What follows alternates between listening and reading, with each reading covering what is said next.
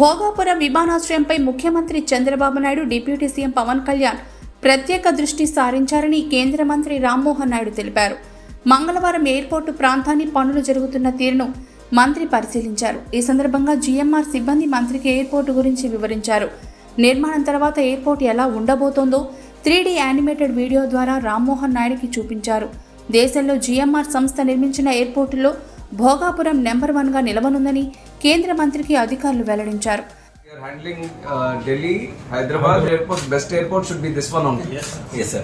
Yes, sir. Yes, sir.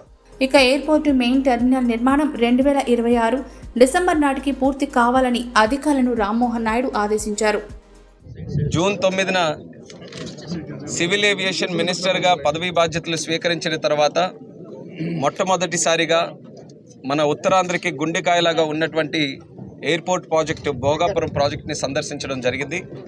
మరి ముఖ్యంగా నేను సెంట్రల్ మినిస్టర్ సివిల్ ఏవియేషన్ అయిన తర్వాత కూడా నా టాప్ ప్రయారిటీగా ఈ భోగాపురం ప్రాజెక్ట్ పెట్టుకున్నాం.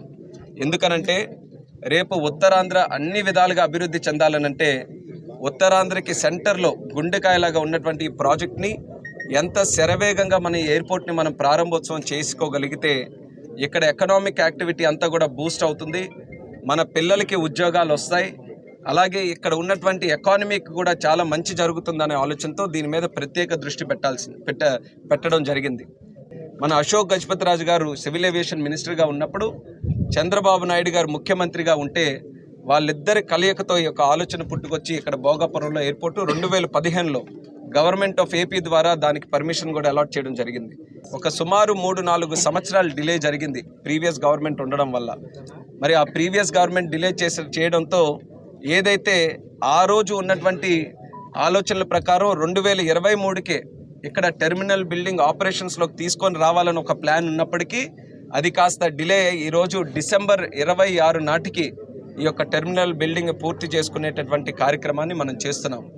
మా సివిల్ ఏవియేషన్ డిపార్ట్మెంట్ నుంచి కానీ, గవర్నమెంట్ ఆఫ్ ఇండియా నుంచి కానీ, స్టేట్ గవర్నమెంట్ నుంచి కానీ ఏవైనా చిన్న చిన్న సమస్యలు ఉంటే అది కూడా వార్ ఫుట్టింగ్ మీద, మిషన్ మోడ్ మీద కార్యక్రమాలన్నీ కూడా చేసి ఈ భోగాపురం ఎయిర్పోర్ట్ మాత్రం 2026 సంవత్సరంలో మాత్రం ఎట్టి పరిస్థితుల్లో పూర్తి చేయాలన్న ఆలోచనతో మేమందరం కూడా ముందుకు వెళ్తున్నాం.